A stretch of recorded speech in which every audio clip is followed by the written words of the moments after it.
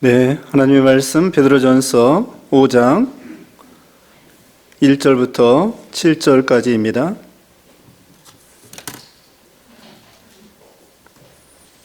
베드로전서 5장 1절 말씀. 너희 중 장로들에게 권하노니 나는 함께 장로된 자여 그리스도의 고난의 증인이요 나타날 영광에 참여할 자니라. 너희 중에 있는 하나님의 양무리를 치되 억지로 하지 말고 하나님의 뜻을 따라 자원함으로 하며 더러운 이득을 위하여 하지 말고 기꺼이 하며 맡은 자들에게 주장하는 자세를 하지 말고 양무리의 본이 되라. 그리하면 목자장이 나타나실 때에 시들지 아니하는 영광의 관을 얻으리라. 젊은 자들아 이와 같이 장로들에게 순종하고 다 서로 겸손으로 허리를 동이라. 하나님은 교만한 자를 대적하시되 겸손한 자들에게는 은혜를 주시느니라. 그러므로 하나님의 능하신 손 아래서 겸손하라. 때가 되면 너희를 높이시리라. 너희 염려를 다 주께 맡기라. 이는 그가 너희를 돌보심이라. 아멘. 오늘 본문은 베드로전서 5장 1절로 7절, 제목은 장로와 교인에 대한 교훈입니다. 오늘 본문에는 장로에게 주신 교훈이 있고 젊은이라고 했는데요, 젊은 자들, 교인들에게 주시는 교훈이 나와 있습니다. 그래서 하나님께서는 이 지상에 교회를 세우시고 직분자들을 세워서 이 교회를 세워나갈 수 있도록 그렇게 하십니다.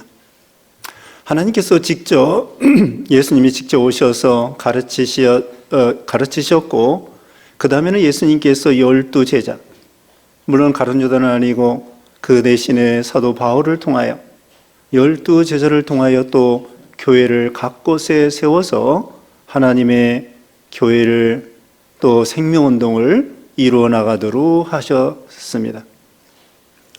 그래서 하나님께서는 이 교회의 직분자들, 그러니까 오늘날로 말하면 목사, 장로, 집사, 권사, 또 교사, 이런 직분을 주시어서 교회를 세워나갈 수 있도록 그렇게 하셨다는 것이죠. 그러면 이제 직분의 자세에 대해서 이제 오늘 본문에 나와 있습니다. 1절 말씀 1절로 4절까지는 장로들에게 주시는 교훈이 나와 있죠. 1절에 너희 중에 장로들에게 권하노니 나는 함께 장로된 자여 그리스도의 고난의 증인이요 나타날 영광에 참여할 자니라. 여기 장로들 보면은 여기 나와 함께 장로된 자여, 장로들에게 권하면서 말씀하기를 사도 베드로가 나와 함께 장로된 자요 이렇게 말했어요. 그러니까 사도 베드로가 사도인데 자기 스스로를 뭐라고 생각하시는 거죠? 자기 자신도 장로라고 말하는 것입니다. 그래서 초대교회 때는 여기 장로 안에 감독도 들어있고요, 사도도 들어있고요, 말 그대로 장로도 들어있고요, 오늘날 목사도 그 안에 포함되는 것입니다. 사도도 장로라고 하는 거예요. 교회의 참 원로죠, 원로, 지도자. 그래서 요한 2서 1장 1절에 보면은 요한 2서 1장 1절에 보면은 사도 요한도 자신을 장로라고 그렇게 말씀하고 있습니다. 그러니까 베드로 사도도 장로, 사도 요한도 장로, 그 다음에 이 교회의 지도자들, 이런 사람들이 장로고요.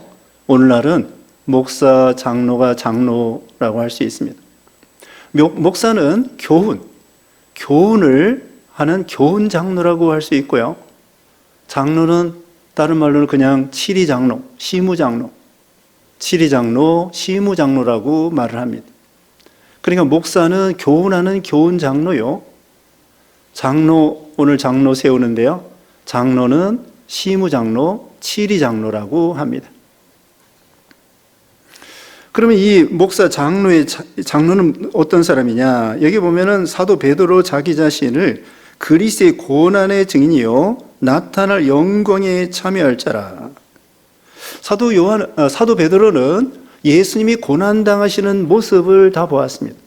3년 동안 따라다니면서, 그리고 특별히 예수님이 십자가 지실 때 거기 예수님이 재판받으실 때, 물론 거기에서 멀찍이 불 쬐다가 예수님을 3번 부인했습니다마는 그 모습, 또 예수님이 십자가 밑에까지는 겁나서 못 갔는데 떨어진 곳에서, 조금 떨어진 곳에서 숨어서 예수님이 십자가 죽으시는 모습을 본 것입니다. 그리고 물론 또 예수님이 부활하신 것, 빈 무덤, 부활하신 예수님을 여러 번 만나보았죠. 그러므로 베드로는 예수님의 모든 행적에 대해서 같이 예수님과 같이 생활하면서 말씀을 들으면서 또 예수님이 어떻게 고난당하신 것을 이 베드로가 다 본 거예요. 그래서 예수님의 고난의 증인이 되는 것입니다. 고난의 증인이라고 했습니다.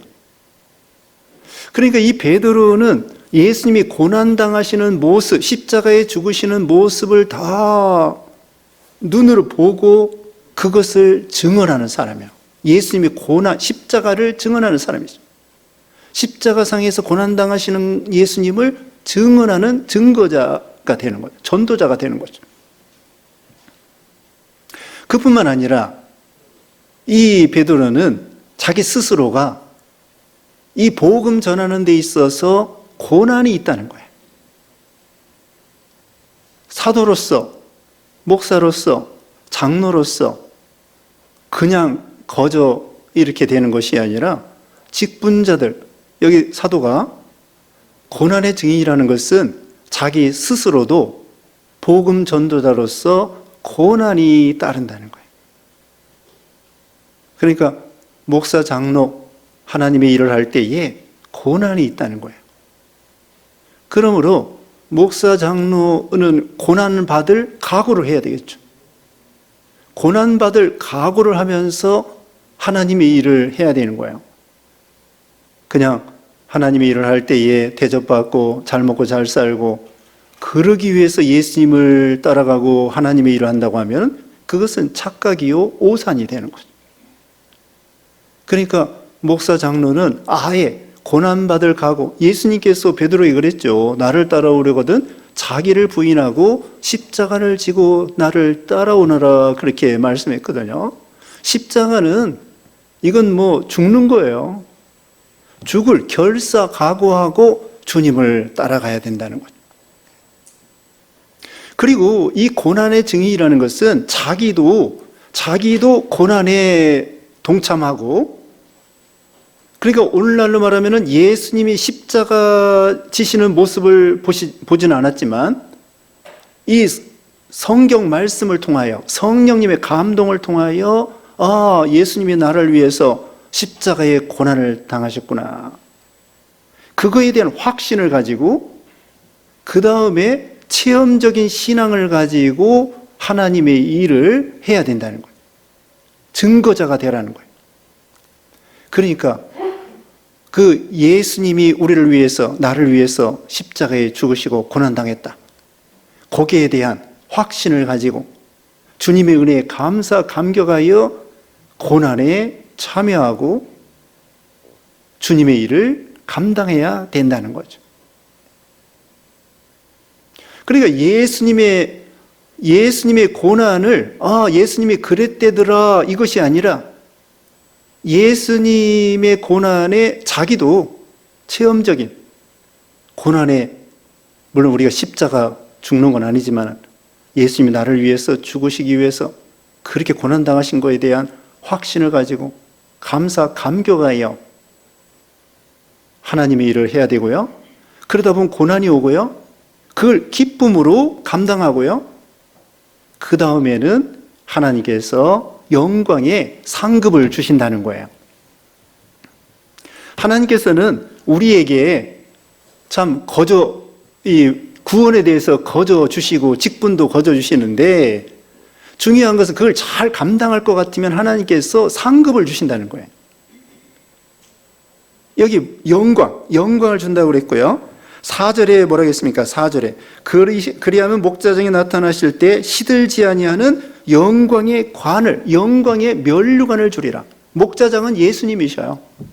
예수님은 선한 목자라고 지난 시간에 말씀했죠. 선한 목자가 되어서 우리를 위해서 목숨을 버려주신 예수님. 그 선한 목자장 되시는 예수님이 우리 작은 목자들이 하나님의 일을 충성스럽게 감당할 때에 하나님께서 영광을 주시고, 여기 있는 말씀대로 뭐예요? 영광의 시들지 아니하는 영광의 면류관을 주신. 사도 바울도 디모데후서 4장 7절에 선한 싸움 싸우고 달려갈 길을 마치고 믿음을 지켰으므로 이제 우리는 나를 위해서 의의 면류관이 예비되었다. 그러니까 이 고난에 동참하면서 고난의 증인이 되고 고난을 당하면서 하나님의 일을 할 때에 하나님께서 그냥 거저 보내시는 것이 아니라 그 수고한 대로 하나님께서 상급으로 면류관으로 영광으로 하나님이 주신다는 거죠. 우리가 목사 장로 아니더라도요, 우리 집사 권사라고 할지라도 하나님께서 우리에게 거기에 적당한 수고하는 대로 하나님께서 반드시 상급을 주신다는 거예요. 그 다음에 2절에 너희 중에 있는 하나님의 양무리를 치되 억지로 하지 말고 하나님의 뜻을 따라 자원함을 하며 더러운 이득을 위하여 하지 말고 기꺼이 하며. 하나님의 양무리를 치되, 누구 양이에요? 하나님의 양입니다. 목사의 양이 아니고요, 장로의 양이 아니고요, 교인들은 하나님의 양이고, 교회는 목사의 교회도 아니고 장로의 교회도 아니고 성도들의 교회도 아니고 우리 주 하나님의 교회랍니다. 주님의 교회, 주님의 양, 하나님의 양. 하나님의 양을 대신 맡겨서 치는 거예요. 대신. 그리고 나중에는 돌려드리는 거예요. 한 번은 텔레비전을 보니까 테마 기행 그 여행하는 그런 프로가 있더라고요.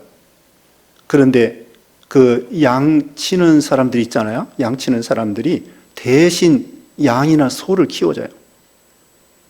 그래서 여름에 여기 낮은 지역에 있다가, 그 다음에 겨울에는 낮은 지역 자기 집에, 각각 집에 있다가, 그 다음에 이제 봄 되면은 이 집 저 집 양을 다 모아. 양 쳐주는 사람이 있어요. 이 집 저 집, 그런데 그 대신에 이름표가 다 있어요. 누구네 집 양이다. 그 양마다 귀에다가 이름표를 다 달아가지고는 다 동네에 있는 모든 양을 모아가지고 그것만 전무로 쳐주는 사람이 있어요. 그러면 여름에 저기 알프스 풀 좋은 데 이제 올라가가지고 잘 먹여서 살찌운 다음에 그 다음에 이제 겨울에 되면은 다 내려와요. 내려와가지고 각각 자기 집으로 보내는 거야. 대신 양을 쳐주는 거죠. 그래서 양을 어떻게 해야 되겠어요? 양 칠 때 살찌워야 되겠죠? 아니, 푸른 풀밭 맑은 시냇물로 인도해가지고 그 양을 아주 살지게 만들어야 되는데, 그 양치기가 먹이지도 아니하고 빼빼 쫄쫄 그렇게 허약하게 만들어 놨으면 그 주인이 싹을 주겠습니까? 싹을 받으면서 가가지고 올라가서 양을 치는데 말이에요. 우리도 마찬가지.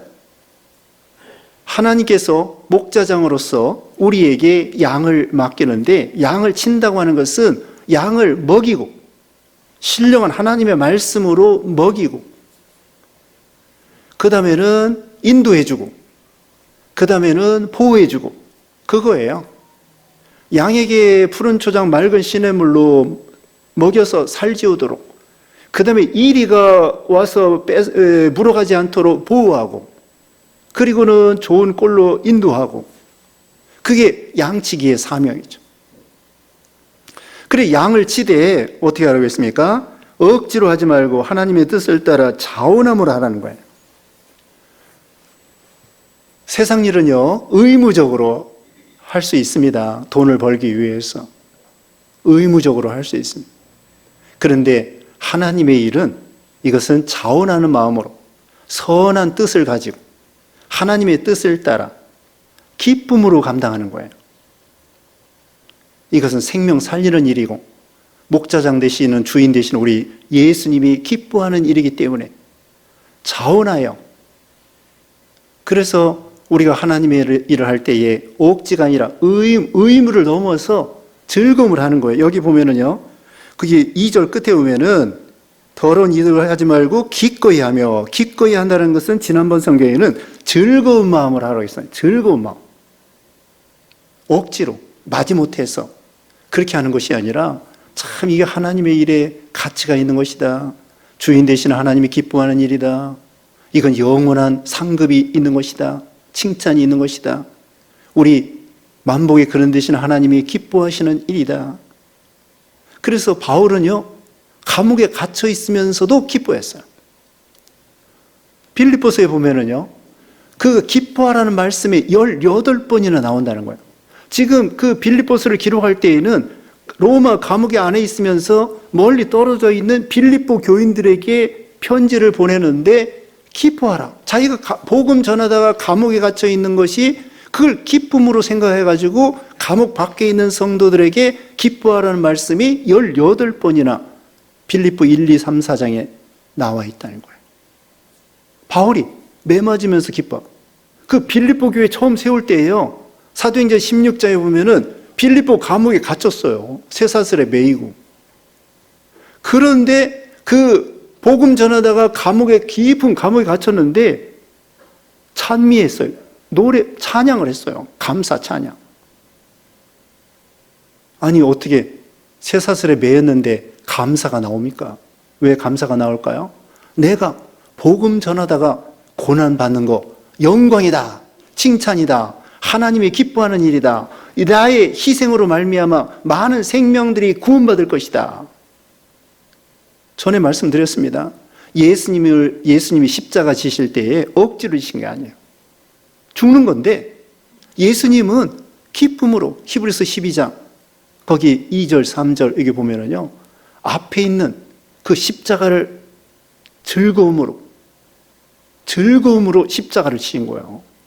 죽는 거지만 나 하나 희생해가지고 나를 통하여 하늘에 썩어지는 미랄이 되어서 나를 통하여 수많은, 셀 수 없죠. 오늘날 우리들도 예수님의 십자가를 통하여, 희생을 통하여 하늘에 썩어지는 미랄이 되어서 우리가 구원받잖아요. 그 구원받을 걸 생각하니까 너무나 예수님이 기뻐서 십자가를 지신 거예요.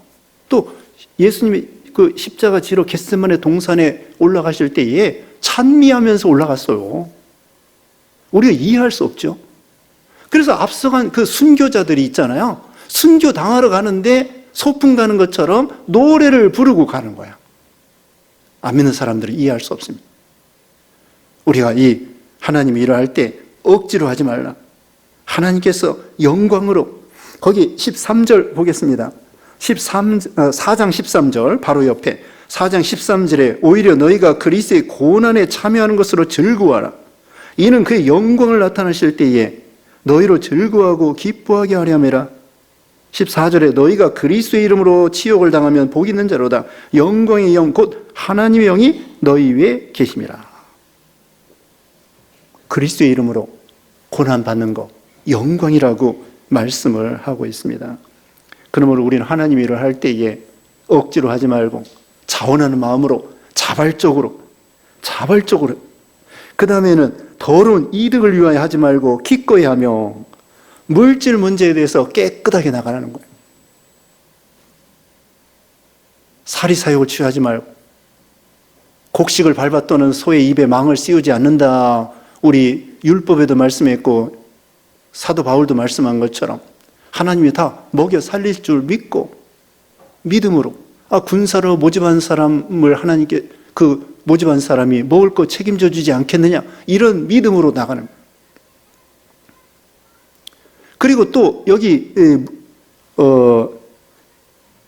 더러운 이득을 위하여 하지 말라고 하는 것은 어떤 자기의 인기나 자기 어떤 유명하기 위해서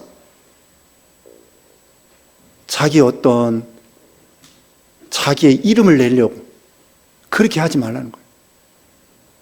목사 일이나 장로 일이나 자기 어떤 인기나 유명하게 되기 위해서 사람을 보면서 주인 되시는 하나님 앞에 잘 보여야 되는데 사람 앞에 잘 보이려고 인기를 위해서, 그것도 욕심이에요.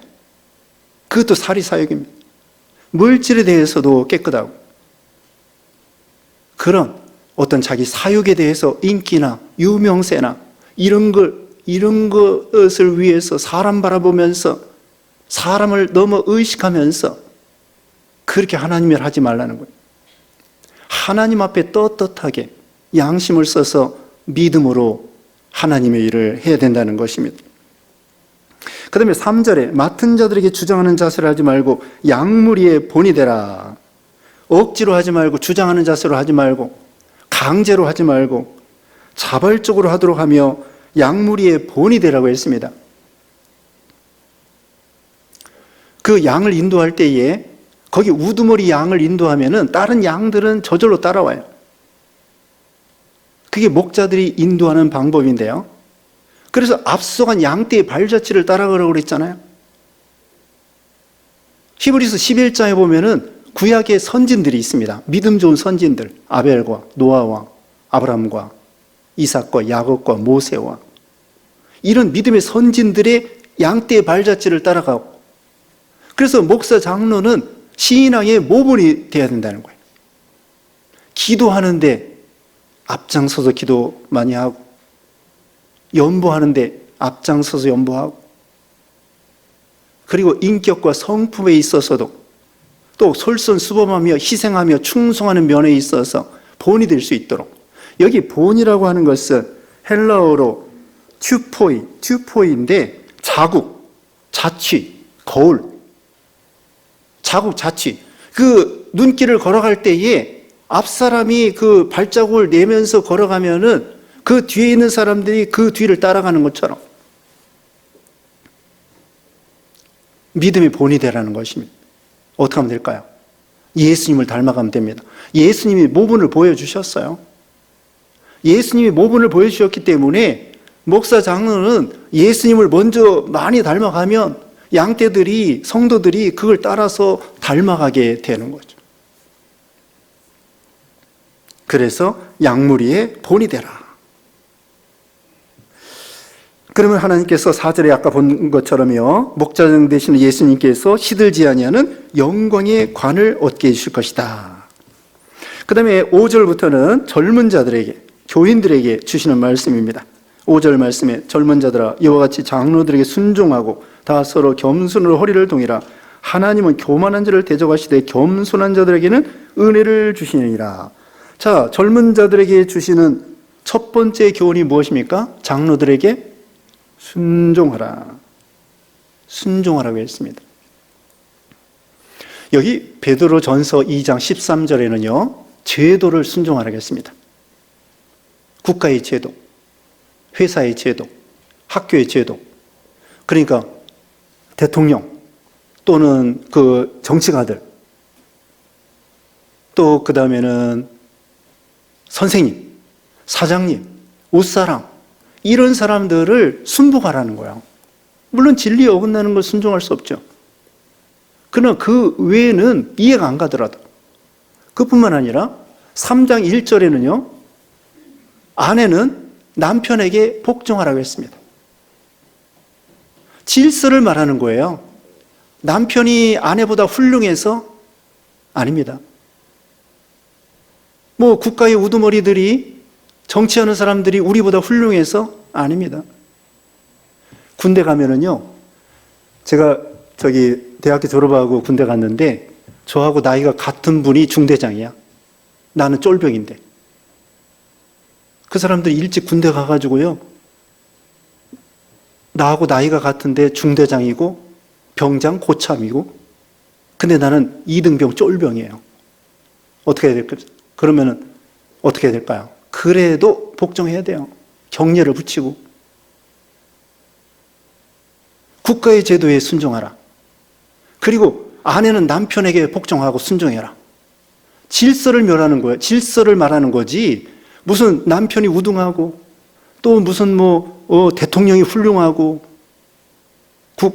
회사에서 사장님이 대단하고 그래서 복종하는 것이 아니라 하나님께서는 질서를 세우셨다는 거예요. 목사 장로가 모든 면에 다 훌륭해서 복종하는 것이 아니에요.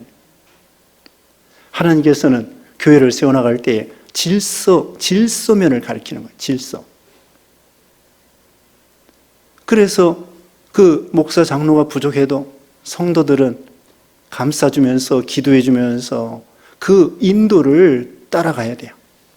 순종하라는 것입니다. 순복하라는 것입니다. 그리고 두 번째로는 겸손하라고 했습니다. 겸손으로 허리를 동이라. 겸손으로 옷을 입으라 그것이고요. 하나님은 교만한 자를 대적하시되 겸손한 자들에게 은혜를 주시느냐. 겸손해야 복종할 수 있습니다. 교만하면은 목사 장로에게 복종할 수 없어요. 너도 사람이고 나도 사람이고. 그러면서 너 뭐 잘난 것도 없으면서 그렇게 하면서 생각하면은 복종할 수 없죠.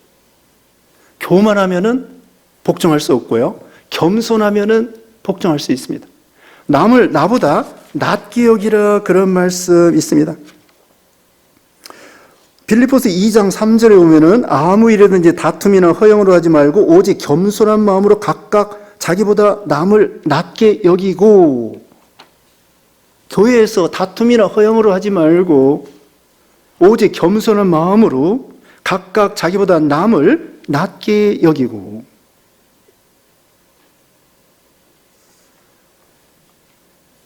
우리가 잠언에 보면은 교만한 자 하나님 물리치신다는 말씀 많이 나와 있죠. 잠언 18장 12절에 교만은 패망의 선봉이요 거만한 마음은 넘어짐의 앞잡이니라. 그럼 우리는 겸손해야 되겠는데 예수님이 온유하고 겸손했다고 그랬죠.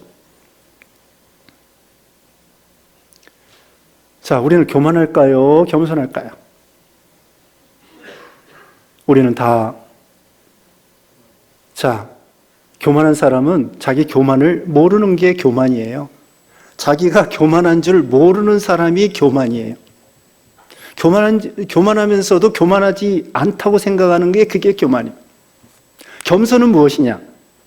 겸손은 자기가 교만한 줄 알고 그 교만을 버리려고 애를 쓰는 사람이 겸손한 자입니다.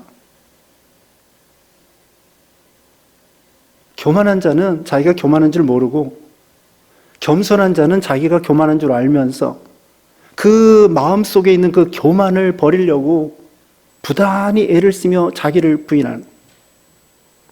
교만은 뭐가 교만이냐? 여기 교만은 교만한 자를 하나님이 대적한다고 했습니다. 교만하면은 하나님과 싸우겠다는 거예요. 하나님이 제일 싫어하는 죄가 교만한 죄와 우상 섬기는 죄입니다. 교만. 원초적인 죄입니다. 왜? 마귀가 원래는 천사장이었는데 교만하여 마귀가 된 거야. 그리고 아담 하와에게 접근해가지고 선악과 먹어라. 그러면 네가 하나님과 같이 되리라. 얼마나 교만합니까? 천사가 하나님과 같이 되려다가 마귀가 된 거고, 그 마귀가 아담 하와를 접근해가지고 너도 나처럼 교만해서 하나님과 같이 되라. 선악과 먹어라. 하나님과 같이 되라. 얼마나 교만합니까? 선악과 한 번 따먹은 것이 뭐가 그렇게 큰 죄냐? 큰 죄예요. 말할 수 없는 큰 죄입니다. 왜? 선악과를 먹는 것은 하나님 자리를 넘보는 거예요. 하나님 자리에 올라가려고 하는 최고의 교만이기 때문에 하나님께서 너 그거 먹으면 교만해져. 죽어. 먹지 마. 근데 아담 하와는 먹고 교만하다 하나님 앞에. 그래서 천사가 타락하여 마귀가 된 거고, 아담 하와가 타락하여 결국은 죄인이 된 거고요. 이 교만이라는 것은 하나님이 그래서 교만한 자를 대적하는 거고요. 교만한 자는 또 하나님을 대적하는 거예요. 교만한 자는 하나님을 대적하는 거고요. 그리고 자기가 하나님이 되는 것입니다. 교만은 자기가 하나님이 되는 거고, 그래서 자기 뜻대로 하는 거고, 자기 욕심대로 하는 거고, 그래서 교만하면 하나님 앞에 망하게 되는 거예요. 죄 중에 큰 죄이기 때문에. 죄도요, 큰 죄가 있고 작은 죄가 있어요. 이와 같이 이 교만은 참 무서운 것입니다. 결국은 자기를 숭배하는 거예요. 자기가 최고라고 생각하는 거예요.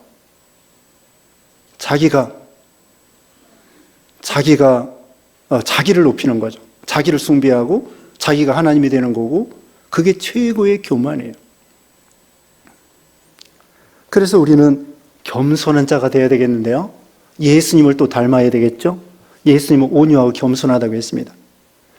자기를 비어 종의 형체를 가져 사람의 몸을 입고 이 세상에 오셔서 지극히 낮아지셨기 때문에 하나님이 그를 높여 지극히 높여서 하나님 우편에 앉게 하시고요.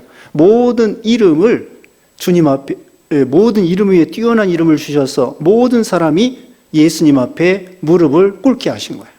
빌립보 2장 5절부터 나오는 얘기입니다. 그래서 예수님은 겸손의 대가예요. 지극히 낮아지신, 하나님과 동등이야. 하나님과 동등인데도 우리를 위해서 이 세상에 낮아지시고 제자들의 발을 씻겨주시고, 그 예수님. 그래서 하나님이 예수님을 하나님 우편에 앉게 하여 주신 거죠. 여기 보면은 하나님께서 6절에 그러므로 하나님의 능하신 손 아래서 겸손하라, 때가 되면 너희를 높이시리라. 하나님은 능력의 손입니다. 그래서 하나님은 낮출 수도 있고 높일 수도 있는 거예요. 사무엘상 2장 6절에 하나님은 죽이기도 하시고 살리기도 하시고 낮추기도 하시고 높이기도 하시고 가난하기도 하시고 부하기도 하시고 가난한 자를 거름더미에 드셔서 높은 자리에 귀족의 자리에 앉게도 하시는 분이, 다윗이 양치기였습니다. 하나님의 능력으로 왕이 되게 하여 주셨습니다. 모르드게 성문지기였습니다. 그런데 모르드게 하나님이 높여서 총리가 되게 해주셨습니다. 요셉 팔려갔습니다. 감옥살이 했습니다. 종살이 했습니다. 감옥살이 했습니다. 하나님이 높여서 총리가 되게 해주신 것입니다. 그러니까 하나님은 어떤 사람도 낮출 수 있어요. 아무리 왕이나 제일 그 높은 사람이라고 할지라도, 느부갓네살을 보세요. 바벨론 나라 건국한 아주 똑똑하고 유명한 그 능력 있는 그 느부갓네살 왕이었지만은 하나님께서 머리를 돌려놓으니까 정신병에 걸려가지고 밖에 나가서 소처럼 풀을 먹고 7대를 지나다가 결국 다시 회복되었죠. 아무리 높은 왕이라고 할지라도 하나님은 하루아침에 탁 치면은 꼬꾸라지는 거예요. 한 방에 훅 가는 거죠. 네? 그런 말 있잖아요. 잘못하면 한 방에 훅 간다고. 하나님은 단번에 처치할 수도 있고, 하나님은 단번에 금방 높여줄 수도 있고, 그래서 하나님의 능력의 손으로 하나님이 낮아지라고 할 때 낮아지면은 하나님이 그 사람을 때가 되면 높여주신다는 거예요. 그러니까 낮아질 때 그때 믿음으로 참아야 돼. 그러면 하나님이 너 오랫동안 잘 참았구나, 높여줘야 되겠구나. 그러면 금방 금방 높아지게 해주시는 거예요. 그 낮아지는 거 잘 알아야 합니다. 자, 물이 얼마나 겸손합니까? 물 보세요. 낮은 자리로 계속 흘러가서 바다까지 가는 거예요. 바다까지 가는데 그 넓은 이 바다. 그런데 그 바다에 가면은요, 수증기가 증발을 해요. 수증기가 증발해가지고 구름이 되고 그게 또 비가 됩니다. 그걸 높아졌다 말하기는 좀 그렇습니다만은 어쨌든 물은 겸손해. 내려가고. 그리고 저수지 같은데 막으면요, 가만히 있어요. 물이 저수지 막아놓으면 가만히 있어. 근데 그게 저수지가 꽉 차면은 그 다음에 넘칠 수밖에 없어요. 그리고 바다로 가가지고는 나중에 수증기가 돼서 구름이 되고 비가 되고, 얼마나 물이 겸손해요. 낮아지기를 잘해야 됩니다. 저는 권투를 안 해봤습니다만은 권투하는 사람 있잖아요. 맷집 있어야 돼, 맷집. 그래서 펀치에 맞아도 넘어지지 않도록 맞는 연습을 많이 해야 돼요. 유도 배울 때요. 저도 유도 고등학교 때 전 학생들이 다 유도 하라고 해서 선생님이 하라고 해서 유도를 했는데 1급까지 땄어요. 근데 주일날 시험 본대요. 그래가지고 초단은 못 따고. 어쨌든 자, 유도를 하는데 낙법 먼저 배우는 거예요. 낙법. 넘어지는 거 배우는, 남 넘어뜨리기 전에 자기부터 넘어질 때에 뼈가 부러지지 않도록 잘 넘어지는 훈련을 해야 돼요. 남을 넘어뜨리기 전에 자기부터 넘어질 걸 생각해서 잘 넘어지는 법을 배우는 게 낙법이야. 권투는 잘 맞아서 한 번 맞아도 다운되지 않도록 잘 맷집이 튼튼하게 맞는 연습을 많이 해요. 그게 겸손입니다. 낮아지고 그러면 하나님께서, 그러니까 낮아지는 것도 능력이에요. 깨끗한, 여러분 삼손과 같이 막 싸워서 이기고 그것도 능력이지만은 겸손한 게 능력이고요. 아무나 겸손하게 될 수 없습니다. 겸손한 게 능력이고요. 깨끗한 게 능력이고요. 양심 쓰는 것이 능력이고요. 하나님 말씀 순종하는 것이 능력이고요. 여기 겸손해야 장로, 목사에게 복종할 수 있다고 그랬죠. 복종하는 것이 능력이에요. 여러분, 아내들은요, 남편들에게 복종하는 거, 그게 믿음이고 능력이에요. 아무나 복종 못해요. 이제 집에 가서 복종하십시오. 아내는 남편에게 복종하기 어려워도 잘 복종하세요. 그게 믿음이고 그게 능력이에요. 그럼 하나님께서 높여주셔요. 나중에는 자녀들이 다 엄마 그래요. 엄마 말만 들어 아빠 말 안 들으려고 그래요. 나중에는. 이제 20년, 30년 살다 보면은요, 아이들이 다 엄마 편이야. 엄마를 끔찍이 위해줘요. 그러지 마세요. 아빠도 좀 위해주세요. 아빠도 고생 많이 했는데. 어쨌든 이와 같이 겸손한 자를 하나님께서 쓰시는 것입니다. 7절, 너희 염려를 다 주께 맡기라. 이는 그가 너희를 돌보심이라. 염려하지 말고 주권이 하나님께 있는 줄 알고 하나님께 다 맡기라는 것입니다. 오늘 장로들에게 주시는 교훈, 또 교인들에게 주시는 교훈.